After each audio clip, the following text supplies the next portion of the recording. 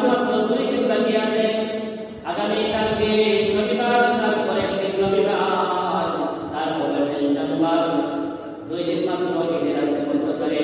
যদি কোনো আল্লাহর বান্দা বান্দি আগামী কাল শনিবার দিনে নিজের বেলায় রোজা রাখতে পারেন, তাহলে 1 বছর রোজা আল্লাহ সাল্লাল্লাহু আলাইহি সুবহানাল্লাহ সুবহানাল্লাহ। রাসূলুল্লাহ সাল্লাল্লাহু আলাইহি ওয়াসাল্লাম বলেন, ইয়াতি সিয়াম কুল্লি ইয়াউমিন মিনহা ফি সিয়াম সানাত। কোন আল্লাহর বান্দা বান্দি রোজা রাখে, অর্থাৎ কোরবানি ঈদের আর 2 দিন বাকি আছে, আগামী কাল শনিবার যদি কেউ রোজা রাখে রাখতে পারেন, তাহলে 1 দিন রোজা রাখবে, সাহাবে দিনে আল্লাহ পাক রব্বুল আলামিন পুরা 1 বছর রোজা রাখবেন। সুবহানাল্লাহ।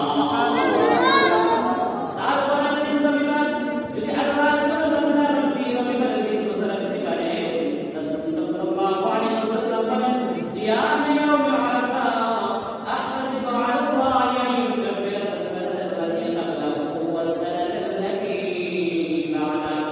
রাসূল সাল্লাল্লাহু আলাইহি ওয়াসাল্লাম বলেন, যে জিলহজ মাসের 9 তারিখ, আরবি মাসের 9 তারিখ অর্থাৎ কুরবানির দিনের আগের দিন যদি কেউ রোজা রাখতে পারে, তাহলে আল্লাহ রাব্বুল আলামিন ওই রোজাদার বান্দা বান্দিকে 1 বছর রোজা রাখার সওয়াব পাওয়া, আগের পরের পরবর্তী 2 বছরের জিন্দেগির গুনাহ মাফ করে দিবেন। সুবহানাল্লাহ সুবহানাল্লাহ। রবিবার দিন যদি কেউ রোজা রাখতে পারে, তাহলে 1 বছর রোজা রাখা সওয়াব সাথে আগের পরের 2 বছরের জিন্দেগির গুনাহ মাফ করে। সুবহানাল্লাহ সুবহানাল্লাহ। এজন্য আমরা দিনের বেলায় রোজা রাখার চেষ্টা করি।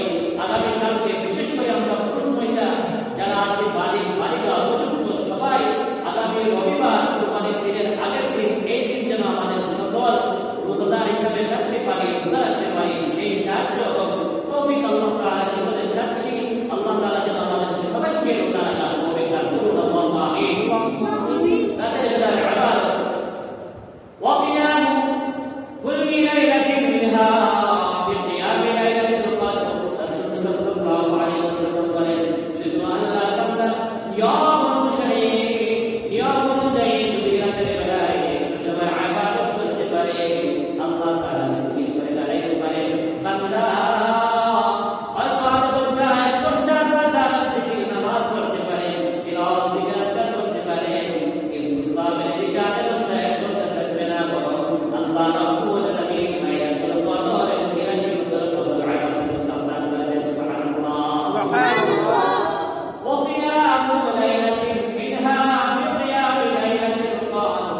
আল্লাহ রাব্বুল আলামিন আমাদের সবাইকে লাইলাতুল কদরের ফজিলত জেনে বুঝে আমল করার এবং সওয়াব যেন আল্লাহ পাক আমাদের দান করেন। আল্লাহুম্মা আমিন আমিন। বিশেষ করে একটা আমল আছে, জরুরি একটা আমল, যেগুলা প্রত্যেক বাণী পুরুষ মহিলা সকলের জন্য পাঠ করা, আমল করা ওয়াজিব।